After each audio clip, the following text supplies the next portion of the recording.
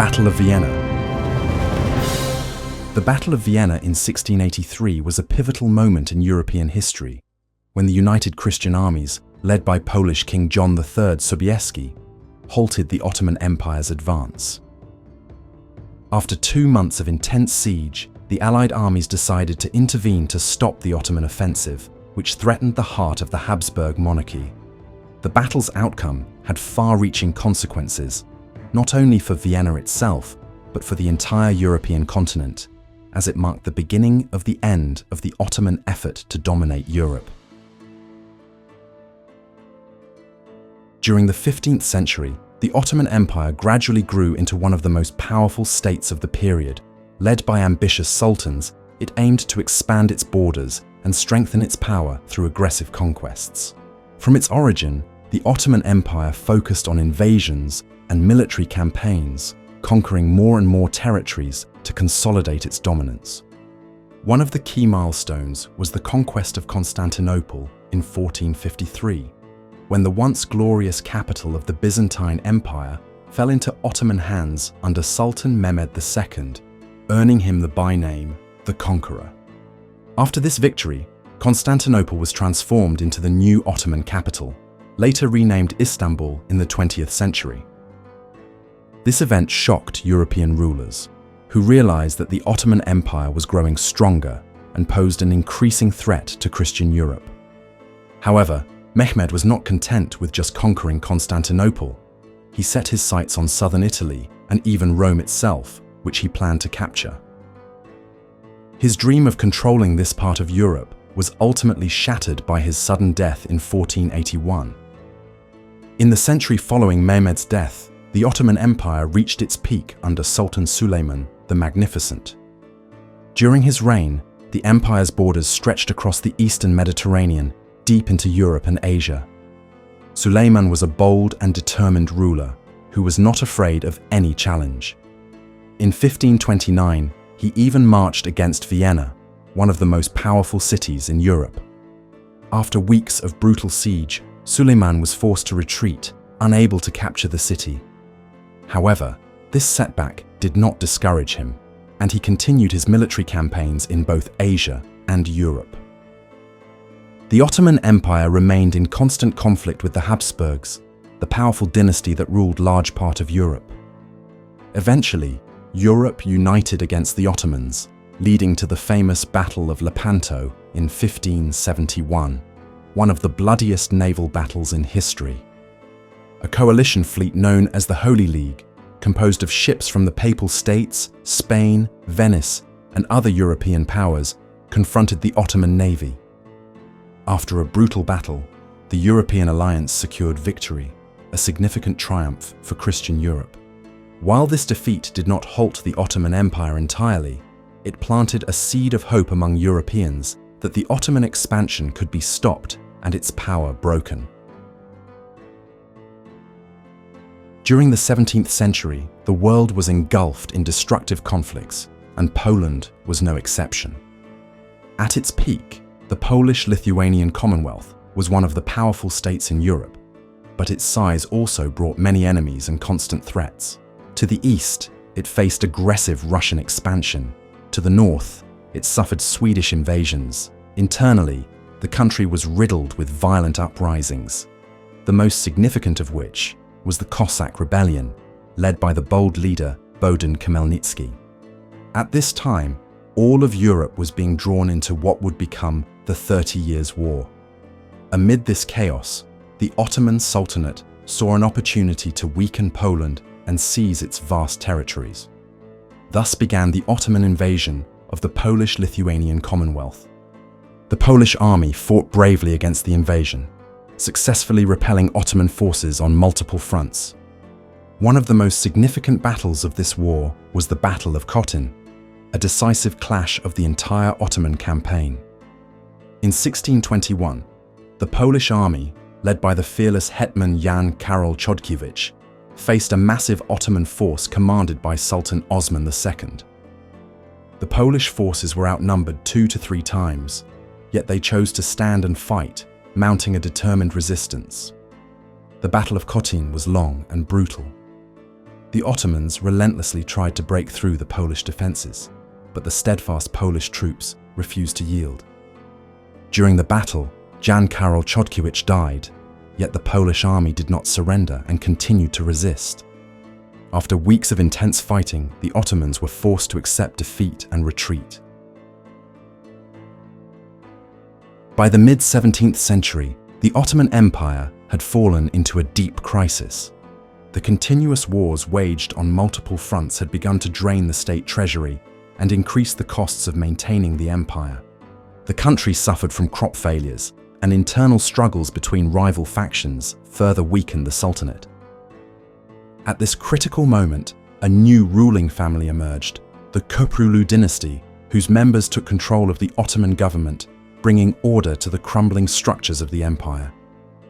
Thanks to the Köprülü reforms, the Ottomans regained their strength, allowing them to resume their expansionist policies in Europe. The Ottoman army soon embarked on new campaigns, including large-scale operations in the Mediterranean. In 1669, they successfully captured the fortress of Candia on Crete, the most strategically important Venetian stronghold in the Mediterranean. A few years later, in 1672, the Ottomans achieved another significant victory, seizing the powerful Polish fortress of Kamianets-Podilski. However, the Ottoman advance northward did not go unchallenged, and they soon encountered stiff resistance. In 1673, near Kotin once again, the Ottoman army faced a fierce counterattack from the Polish forces, led by the future Polish king, Hetman John Sobieski. Sobieski, a brilliant military commander, successfully halted the Ottoman advance, securing a crucial victory for Poland. His tactical skills so impressed the Ottomans that they nicknamed him the Lion of Lechia, with Lechia being the ancient name for Poland, used in several European and Asian languages. Sobieski's fame and respect grew, not just in Poland, but internationally, earning him a reputation as a fearless warrior. In 1669, Michał Korybut Wiśniowiecki became King of Poland. He was the son of the famous and respected military leader Jeremy Wiśniowiecki, but unfortunately, he inherited only his father's name, not his leadership abilities. Michał was an educated man, fluent in 8 languages, but he lacked both political ambition and leadership skills. His election was a result of political maneuvering, rather than a broad consensus or strong noble support. As king, he lacked authority and decisiveness, failing to address the challenges Poland faced. After just 4 years of rule, Michał Korybut Wiśniowiecki died at the age of 33, leaving Poland once again in political uncertainty. This time, however, the Polish nobility acted more wisely. In 1674, they elected John Sobieski as their new king, recognizing his military expertise and proven battlefield courage. As King John III Sobieski, his reign promised a stronger Poland, better prepared for war and ready to defend against the Ottoman threat.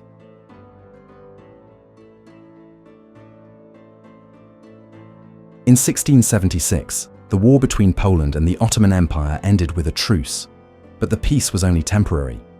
Despite the agreement, the Poles remained well aware that the Ottoman threat still loomed. They attempted to negotiate the formation of an anti-Ottoman alliance, seeking to unite European powers against a common enemy. At first, Holy Roman Emperor Leopold I of the House of Habsburg was reluctant to engage in such cooperation. However, as the Ottoman threat became more imminent, nearing the borders of the Habsburg Empire, he came under increasing pressure to work on building a coalition against the Ottomans to protect his realm. Meanwhile, the Ottoman Empire, with support from Louis XIV of France, who wished to weaken the Habsburgs, and anti-Habsburg Hungarian rebels on its side, began preparing for a major new campaign. Soon, in Edirne, a massive army was assembled, striking fear and respect across Europe.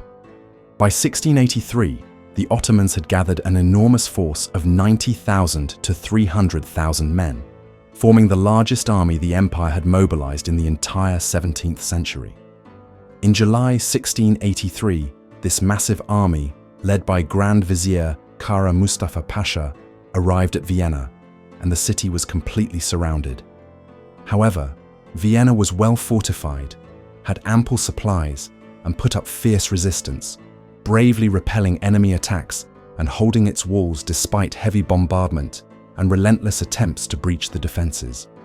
Both the Emperor Leopold I and the Pope Innocent XI recognized that the fate of the city and all of Christian Europe hung in the balance. In response, they sent urgent pleas for help to Poland, and Poland answered the call. John III Sobieski demonstrated exceptional abilities and determination in assembling his army for Vienna's relief.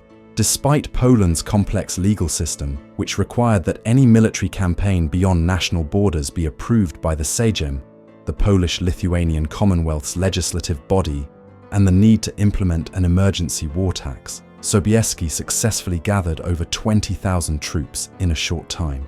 Sobieski even contributed from his own wealth to fund the campaign, further proving his resolve to save Vienna from the Ottoman threat.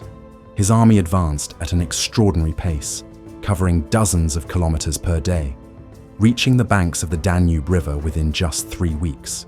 The march was grueling, but Sobieski's soldiers pressed on relentlessly, driven by the significance of their mission. On September 3rd, Sobieski attended a war council in Austrian Stetteldorf, where he was officially presented with the marshal's baton, symbolizing his supreme command over the combined Austrian, German, and Polish forces. The Allied forces numbered around 65,000 men, with 1/3 composed of Polish troops. Despite their unified goal, there were tactical disagreements among the Allies. The Austrians and Germans advocated for a strategy focused on cutting Ottoman supply lines, believing this would force the enemy to retreat and liberate Vienna without direct battle. However, the Polish king trusted in the strength and bravery of his troops. He refused to settle for mere defensive measures or cutting enemy communications, instead ordering preparations for a proper battle. Sobieski's decision was bold, but ultimately correct. He believed that only a decisive clash would demonstrate the unity and power of the Allies and deal a crushing blow to the Ottomans, deterring them from further invasions.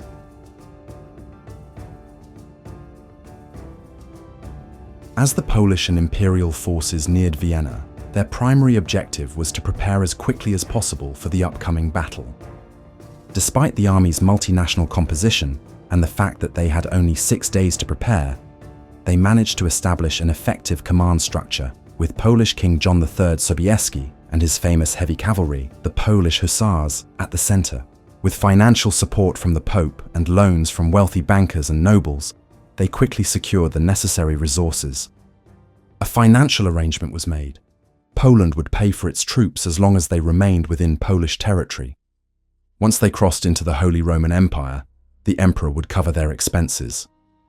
An additional agreement ensured that Sobieski had the first right to claim spoils of war in case of victory. Meanwhile, Ottoman forces under Kara Mustafa Pasha faced challenges with morale and loyalty among their allies. Mustafa entrusted the rear guard to the Crimean Khan, whose cavalry numbered between 30,000 and 40,000 riders. However, the Khan repeatedly refused to engage in key moments of the battle. He did not attack the Allied forces when they crossed the Danube River. He failed to intercept them during their advance from the Vienna woods. Similarly, the Ottoman vassal states of Wallachia and Moldavia proved unreliable. Moldavian Prince George Dukas was captured. Wallachian ruler Sherban Cantacuzino, sympathetic to the Christian forces, secretly negotiated with the imperial troops, exploring the possibility of joining the Christian coalition. When the Allied forces reached the summit of Kahlenberg, overlooking Vienna, they lit fires to signal their arrival. The besieged Viennese responded by sending Polish nobleman, diplomat, and merchant Jerzy Franciszek Kulczycki, who was fluent in Turkish. Kulczycki boldly infiltrated the Ottoman camps to deliver a critical message to the Allies: the exact time and location of their planned counterattack. This act played a key role in coordinating the final assault between the city's defenders and the relief forces. The battle began earlier than planned, before all Christian Allied forces had fully deployed. In the early morning hours of September 12, 1683, at 4 a.m., the Ottoman army launched an attack, aiming to disrupt the formation of the Holy League's troops. The first to counterattack were the German forces. Charles V, Duke of Lorraine, commanding the imperial troops on the left flank, advanced his units, while the center was led by additional imperial forces. After fierce fighting and numerous Ottoman counterattacks, the imperial troops captured several strategic positions, most notably the fortified villages of Nussdorf and Heiligenstadt. By noon, the imperial army had inflicted severe damage on the Ottomans and was on the verge of a breakthrough. At the same time, Wallachian Prince Cantacuzino, who secretly supported the Christian coalition, sabotaged the Ottoman siege efforts by abandoning the bridge over the Danube River on the Brzezinau Island, which was protecting the left flank of the Ottoman army. In response, Grand Vizier Kara Mustafa Pasha ordered several counterattacks, deploying most of his forces, but keeping his elite Janissary and Sipahi units in reserve to launch a final assault on the city. Mustafa hoped to capture Vienna before Sobieski's forces arrived, but this decisive strike failed.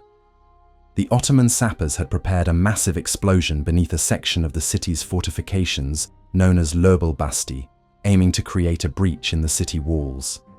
A total of 10 mines were planted, but the defenders discovered and neutralized them in time. As Allied reinforcements entered the battlefield, the Polish infantry launched a major assault on the right flank of the Ottoman army. Despite the arrival of the Allied forces, some Ottoman units continued their attempts to breach the city's walls, giving the Polish troops an opportunity to advance further. By 4 p.m., the Polish forces captured the village of Gersthof, which was intended to serve as a staging ground for a cavalry charge. The situation for the Ottoman forces was now critical.